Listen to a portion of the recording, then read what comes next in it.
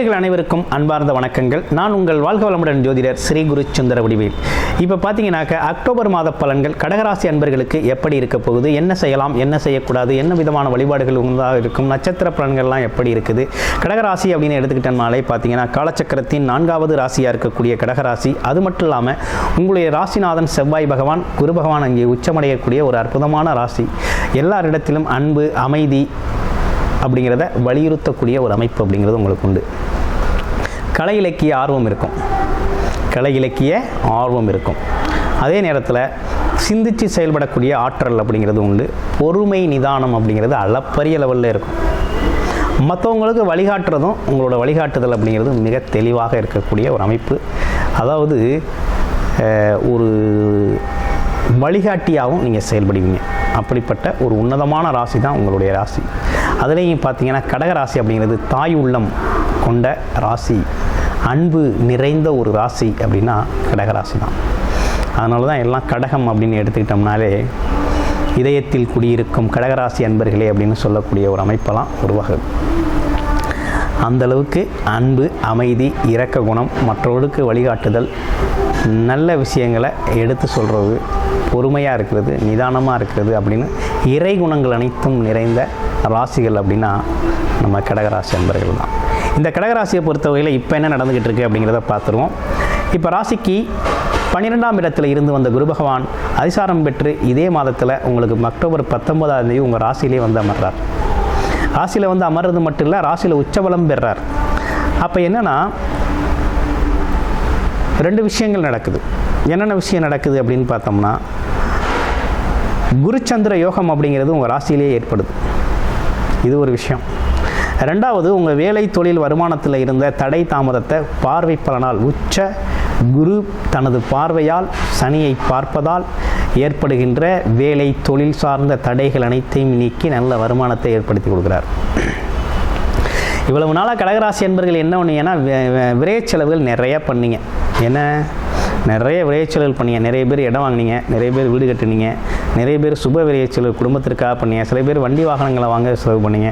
சில பேர் பார்த்தீங்கன்னாக்க செலவு பண்ணவே முடியாமல் கடன் வாங்கி பல்வேறு விஷயங்களை செஞ்சு வச்சிங்க. ஆனால் ஆமாம், இதெல்லாம் நடந்த கதை தான், நடக்காத கதை இல்லை, நடந்த விஷயங்கள். இப்போ என்ன நடக்க போகுது அப்படிங்கிறத பற்றி விரிவாக பார்ப்போம். என்ன நடக்க போகுது அப்படின்னா, குருச்சந்திர யோகம் இருக்குது ராசியில். இன்னொன்று, குரு பகவான் நல்லா உச்சம் பெற்று சனி பகவானை பார்க்குறாரு. அப்போ என்னென்னா தொழில் தடையில் இருந்த பிரச்சனையும், அப்பா அம்மா அவங்களுக்கான மருத்துவ செலவுகள் குறையக்கூடியவர்கள், ஆன்மீக வழியில் கொஞ்சம் பயணம் செய்யணும் அப்படிங்கிற நல்ல தருணம் அப்படிங்கிறது ஏற்பட்டிருக்கு.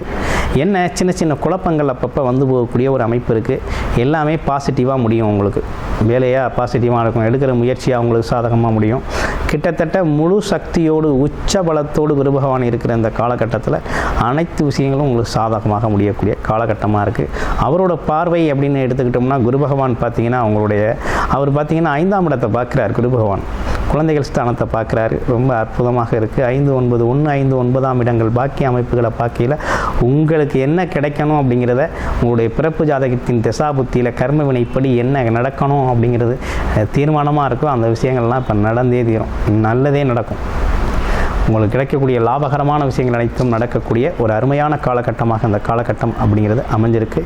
இதில் இன்னொரு விஷயம் என்னென்னா, சுக்கிரன் புதன் பார்த்திங்கன்னா பரிவர்த்தனை. என்ன பரிவர்த்தனை அப்படின்னா, நீசபங்க ராஜயோகத்தை ஏற்படுத்தக்கூடிய ஒரு பரிவர்த்தனை அப்படிங்கிறது உங்களுக்கு அமைஞ்சிருக்கு. உங்களுடைய ராசிக்கு 4ஆம் இடம், 3, 4ஆம் இடம் அப்படிங்கிறதுனால முயற்சிகள், நீங்கள் ரொம்ப நாளாக ஒரு வீடு கட்டணும், ரொம்ப நாளாக ஒரு இடம் வாங்கணும், ரொம்ப நாளாக ஒரு கார் வாங்கணும், ரொம்ப நாளாக வெளிநாடு போகணும், வெளியூர் போகணும் அப்படிங்கிற திட்டமிட்டிருந்தீங்கன்னா இவை அனைத்தும் சாத்தியமாகக்கூடிய நல்ல தருணம் அப்படிங்கிறது ஏற்பட்டிருக்கக்கூடிய ஒரு அற்புதமான காலகட்டமாக அந்த காலகட்டம் அப்படிங்கிறது அமைஞ்சிருக்கு. உங்களுடைய எனர்ஜி அனைத்துமே பார்த்தீங்கன்னா ஒரு நல்ல விஷயத்துக்காக அந்த காலகட்டத்தில் நீங்கள் பயன்படுத்துவீங்க. மாணவர்கள், இளைஞர்களுக்கு படிப்பு அப்படிங்கிறது பார்த்தீங்கன்னா அற்புதமாக இருக்குது. ஏன்னா உச்சகுரு பரிவர்த்தனை பெறதுனால அதே நேரத்தில் பார்த்தீங்கன்னாக்க இன்னொரு விஷயம் என்னன்னு கேட்டிங்கன்னா, புதன் அப்படிங்கிறது உச்சம் பெற்று இருக்கக்கூடிய இந்த காலகட்டத்தில் படிப்பு அப்படிங்கிறது ரொம்ப அற்புதமாக இருக்கும். அரசு வேலைக்கு முயற்சி பண்ணுறவங்க முயற்சி செய்யலாம். நல்ல அற்புதமான காலகட்டம் தான்.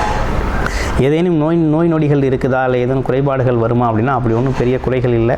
எல்லாமே நிறைகளாக இருக்கக்கூடிய காலகட்டம் தான். அதனால் நல்ல நேரம், நல்ல டைம் அப்படிங்கிறது சிறப்பாகவே உங்களுக்கு அமைஞ்சிருக்கக்கூடிய ஒரு அற்புதம் அப்படின்னு எடுத்துக்கலாம்.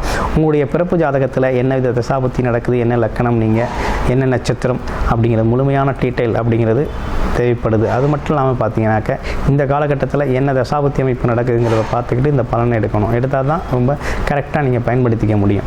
ஒரு யோகமான தசாபுத்தி அமைப்பு, நல்ல தசாபுத்தி அமைப்புகள் இருக்குன்னா 1-5-9 பார்வை அமைப்புகள்லாம் அருமையாக செயல்படும். அதே போல் சுக்கிரன் புதன் பரிவர்த்தனை யோகமும் அருமையாக செயல்படக்கூடிய நல்ல அமைப்பு உங்களுக்கு உருவாயிருக்கு. அப்போ இந்த கட்டத்தில் உங்களுடைய பிறப்பு ஜாதகம் சம்பந்தமான முழுமையான தகவல், ஒரு பர்சனல் கன்சல்டேஷன் உங்களுக்கு தேவைப்படுது அப்படின்னு விருப்பப்பட்டீங்க அப்படின்னா டிஸ்பிளேல தர நம்பருக்கு கால் பண்ணி அப்பாயின்மெண்ட் ஃபிக்ஸ் பண்ணிக்கிட்டு உங்களுடைய முழுமையான ஜாதகத்தை நீங்கள் பார்த்து முழுமையான தீர்வு அப்படிங்கிறதையும் எடுத்துக்கலாம். நன்றி, வணக்கம், வாழ்த்துக்கள்.